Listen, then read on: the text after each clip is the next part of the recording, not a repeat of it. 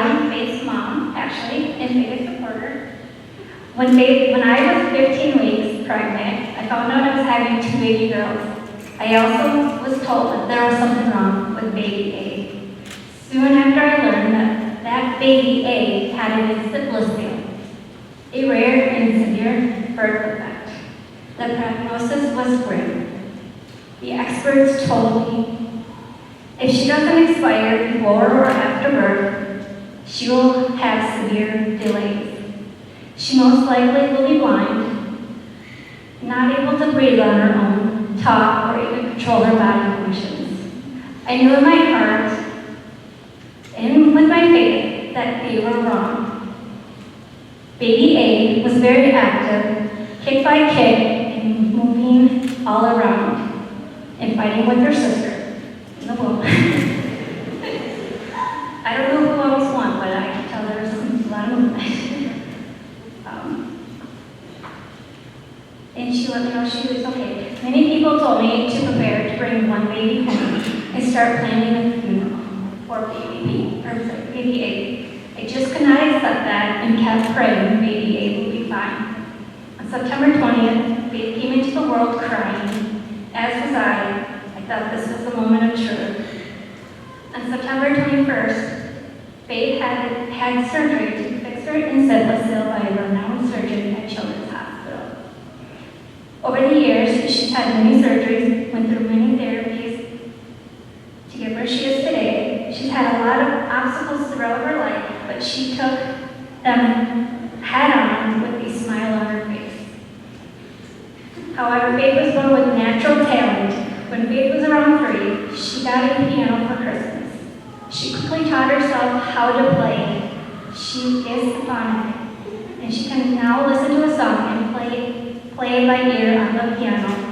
And she also loves to sing, and she has sung many songs for the school. In 6th grade, Faith came to MSAB. We did a tour the year prior. Faith saw the pool and knew this was her future school.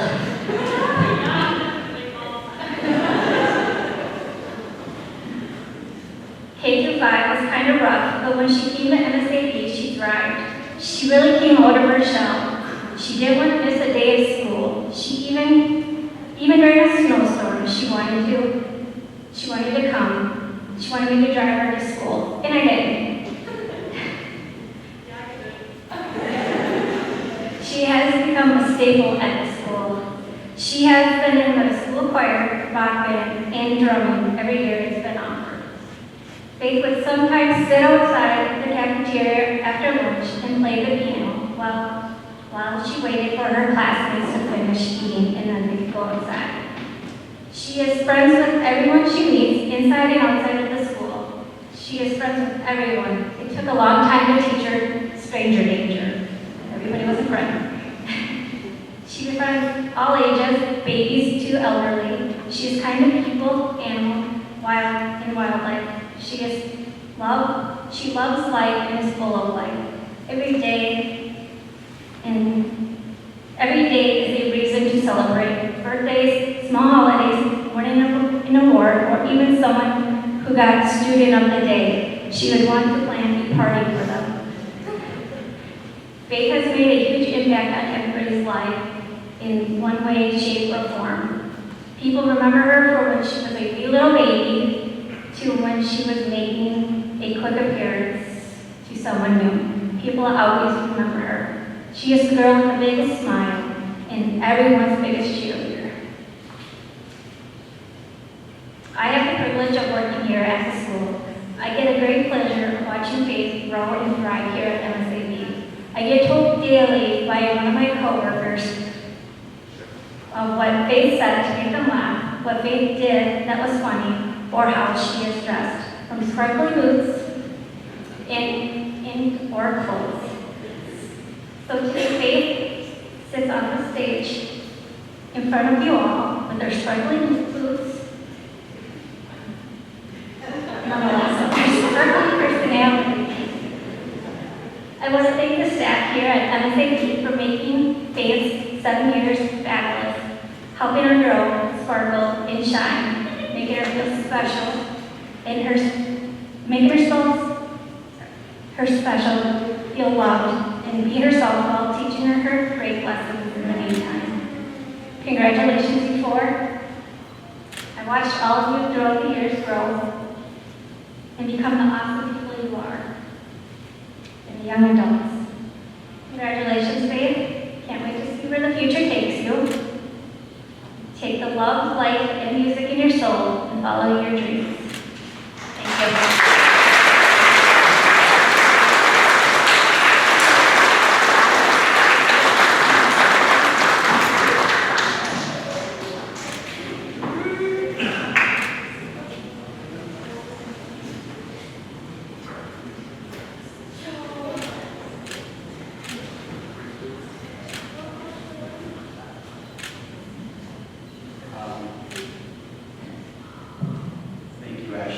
Always bringing faith. It was one thing we could always count on no matter what the weather was.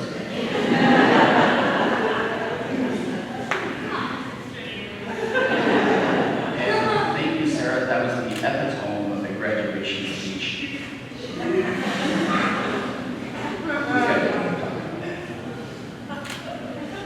Sorry. My speech begins with a look back to December of 1937 and a 39-year-old woman Massachusetts, named Verna Hills. Verna was born in 1898 and died in 1890. In her 90-plus years, she saw many changes in the world. Transportation, how people move from place to place, was one of them. When Verna was born at the turn of the 20th century, buses were pulled by horses in big cities.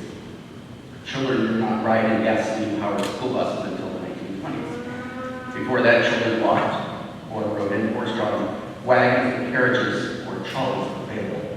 Now, we don't know her original motivation for writing her now famous poem. That was eventually put to some very catchy music, but for Ben, they have become a part of who he is and a representation of his life. The wheels on the bus go round and round. Ben, life keeps moving forward. You should realize that although the bus of life stops occasionally to let people in or out of your life, you should always keep moving forward to your destination. The wipers on the bus go swish, swish, swish.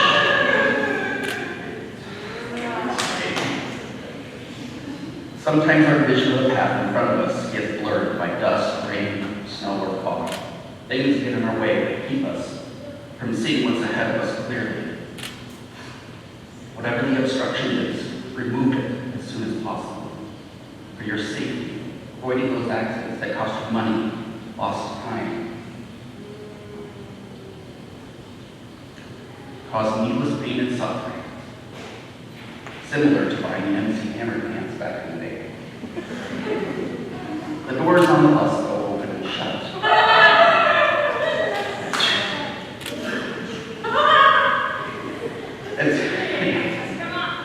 As you move forward with life, you'll have many doors of opportunity and possibilities open and close for you. Remember, though, that just because a door is open, it does not mean that you must go in. The doors of perception also need to open and close. Hone your senses. Pay attention to the world around you. Find the beauty in life. Shut the door when you need a break from the world, but do not walk it. Open the door of your heart to love. Your ability to love, and let others love you. Even when you do not feel it, like others should. The driver on the bus says, move on back.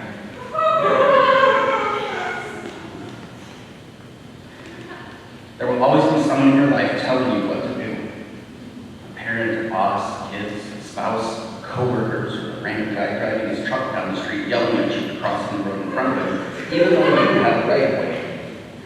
Listen to what's being said to you, not just the words, but the meaning behind the words. Sometimes you don't want to listen to the bus driver, but his directions to move on back are for your safety. Remember also that it doesn't specify where exactly you have to sit on the bus. you still have a choice in that regard. The babies on the bus go wham, wham, wham. This one's a mixed metaphor. Sometimes the baby represents others in your life who need attention or are suffering for whatever reason. Sometimes the baby's you. Babies have different types of cries: fear, hunger, tiredness, or a dirty diaper. Sometimes we just need words of comfort, a good meal, a nap, or a change in our life to remove the parts that make our life stink. There will be many parts of your life ahead that will be difficult and cause you heartache. Learn to recognize them. Find your life experience, you can learn from them. And then as you learn, you can better respond to future events. The mommies on the bus say, shh, shh, shh. Thank you. In response to baby's crying, mother does not yell, but rather quietly and without fanfare comforts the child. Learn to show compassion for others on their bus ride of life. You are all on a journey together. It might be a simple word, a listening ear, maybe even an embrace. While in the song, is the mother comforting her child, the other passengers on the bus also benefit from her words of comfort. They benefit from the eventual peace as the child's suffering and discomfort eases. The columnist Jacob Lloyd-Jones once said, anyone who imagines that bliss is normal is going to waste a lot of time running around shouting that he's been robbed. The fact is, most butts don't drop. Most beef is tough. Most children grow up to just be ordinary people. Most successful marriages require a high degree of mutual toleration. Most jobs are more often dull than otherwise. Life is like an old-time rail journey. Delays, sidetracks, smoke, dust, cinders, and jolts. Interspersed only occasionally by beautiful vistas and thrilling bursts of speed. The trick is to thank the Lord for letting you have the right. Thank you, Vernon Hills, for writing The Bus and publishing it back in 1837. Cocomelon version on YouTube, from only 5 years ago, has about 6 billion views. I imagine you had no idea your words would reach so many people. Ben,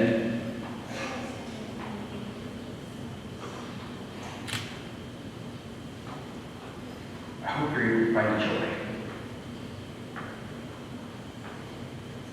in your ride of life.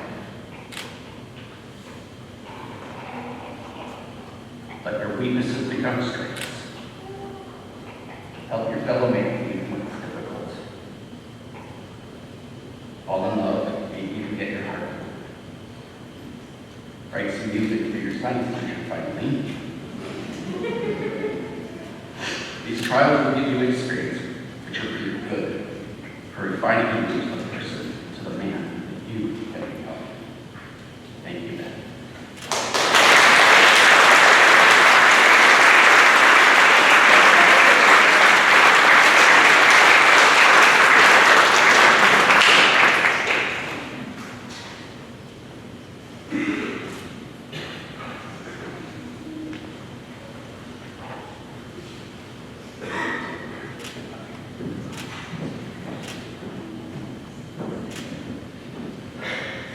I was practicing this in the car on the way here, and all I did was cry.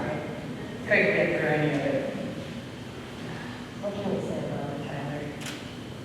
The baby was born, just, see, we came out with a fierceness and a determination. And he's never let anything ever stop him. All the doctor's appointments when he was little, they said, he'll never do this, he'll never do that. He'll never hit 5 feet tall. Yeah, they were wrong. They were wrong about all of it. His love for music started when he was 2, and he hasn't stopped banging on everything he can get his hands on since.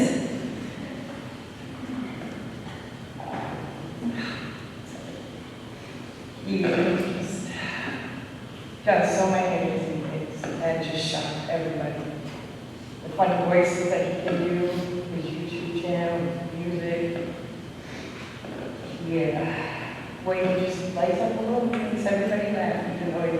aren't you desperate now? I will always look at him as my bald, little chubby bubby, which is all he said for a year and a half of his life. My little chubby bubby. But anytime anybody has ever said, you can't do this, he looked at him and said, challenge accepted, and he crushed it. I am so proud of my son.